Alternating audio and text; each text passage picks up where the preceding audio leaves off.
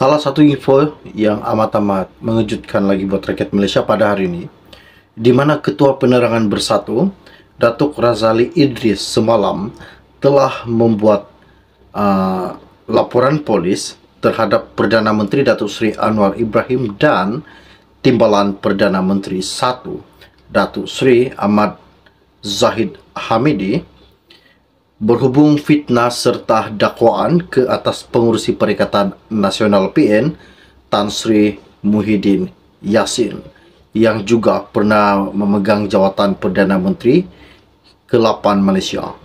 Ini salah satu isu yang mengejutkan lagi buat seluruh rakyat Malaysia. Apakah yang telah dilakukan Perdana Menteri ke-10 Malaysia Anwar Ibrahim dan Timbalan Perdana Menteri Ahmad Zahid Hamidi? Kerana hari ini kita dikejutkan di mana Razali Idris membuat satu laporan polis berkaitan dengan isu fitnah terhadap beliau, iaitu Muhyiddin Yassin baru-baru ini. Ini sangat mengejutkan. Apakah yang telah dilakukan Anwar Ibrahim dan Zahid Hamidi? Okey, baiklah. Mungkin ramai yang telah tahu, seperti yang telah dinyatakan di dalam media pada 6 Disember 2022, ketika beliau menonton televisyen, iaitu ketika itu Anwar sebagai Menteri Kewangan dan telah mendakwah kerajaan di bawah Muhyiddin menyeleweng RM600 bilion pakej ekonomi. Dakwaan itu jelas adalah fitnah, katanya, dan tomahan palsu apabila RM600 bilion diturunkan kepada RM530 bilion sehingga RM92.5 bilion. Kemudian diturunkan lagi kepada RM4.5 bilion sehingga akaun bersatu didapati mempunyai RM300 juta ringgit. Ahmad Zahid menerusi ucapan Perhimpunan Agung UMNO PAU pada Januari lalu juga menyatakan bahawa akan wujud satu kluster mahkamah dalam kalangan pemimpin PN dan Bersatu meskipun siasatan penuh masih belum lengkap ketika ini. Maksudnya, Ahmad Zahid berkata bahawa satu lagi kluster baharu bakal wujud walaupun ditahu bahawa PN dan Bersatu masih dalam siasatan SPRM.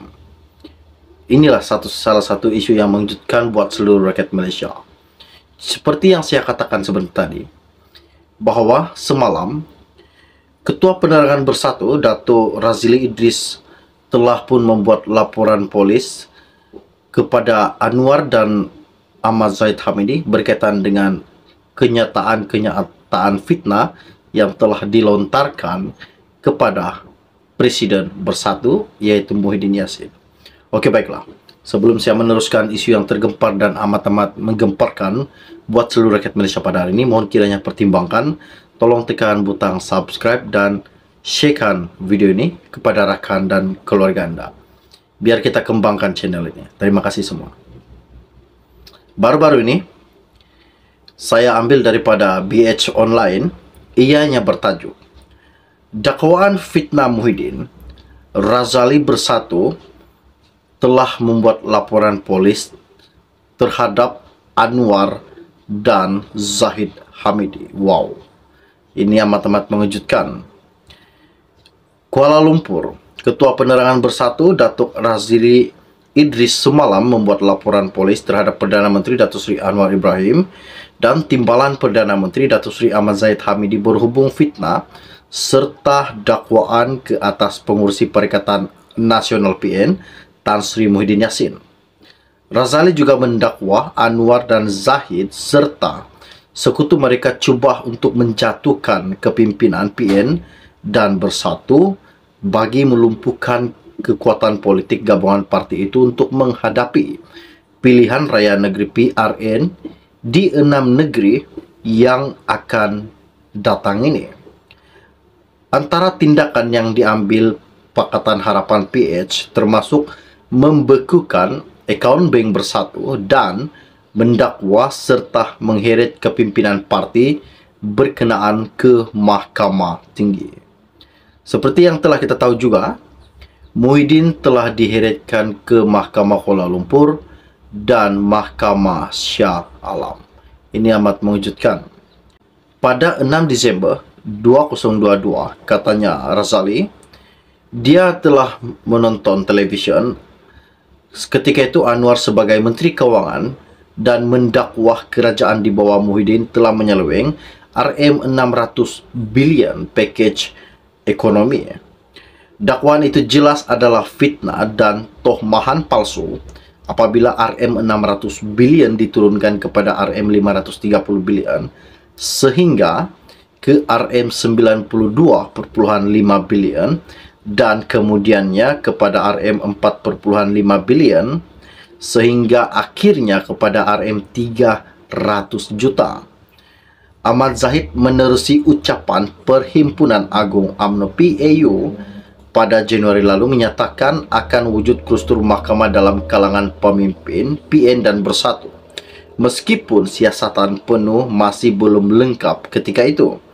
Ini adalah bukti jelas, bukti kukuh yang menunjukkan wujud konspirasi jahat ke atas Muhyiddin Yassin, PN dan Bersatu. Katanya, baru-baru ini menerusi laporan polis yang telah dilakukannya semalam. Razali yang juga pengerusi Bersatu Terengganu mendakwa Anwar menyalahgunakan kuasanya selaku Perdana Menteri ke-10 dengan menekan Suruhanjaya Pencegahan Rasuah Malaysia SPRM memulakan siasatan ke atas kepimpinan Parti Bersatu. Katanya lagi, tindakan itu bertujuan memberi persepsi yang buruk kepada parti berkenaan dan cuba menampakkan fitnah dan tohmahan mempunyai asas bagi menghancurkan Parti Perikatan Nasional. Apa yang dikatakannya?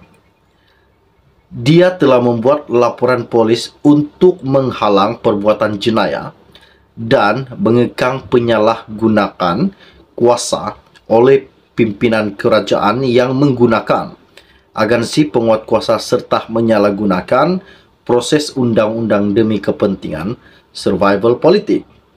Semua tindakan undang-undang yang dikenakan ke atas PN Bersatu dan Muhyiddin Yassin dan kepimpinan PN yang lain termasuk membekukan akaun Parti Bersatu jelas menunjukkan konspirasi jahat dengan menyalahgunakan proses undang-undang dan bermotifkan pendakwaan politik. Ini salah satu pembongkaran Razali Bersatu. Katanya, tujuan sebenar Anwar dan Ahmad Zahid Hamidi dan pakatan mereka dalam PH adalah untuk menimbulkan kebencian, kemarahan rakyat kepada PN. Ia juga bertujuan menjatuhkan maruah daripada parti yang bersih kepada korupsi dan rasuah yang akan meresahkan rakyat serta menghakis kepercayaan kepada PN khususnya bagi menghadapi PRN akan datang ini. Ini salah satu isu yang mewujudkan buat seluruh rakyat Malaysia.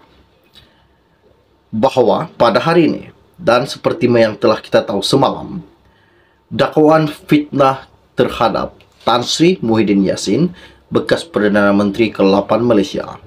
Ketua Penerangan Bersatu, Datuk Razali Idris, telah pun membuat laporan berkaitan dengan isu-isu fitnah yang dikemukakan Anwar dan Zahid Hamidi. Ini sangat-sangat mengejutkan buat seluruh rakyat Malaysia. Oke, baiklah, setakat share info ringkas dari saya untuk Anda. Kita akan berjumpa lagi.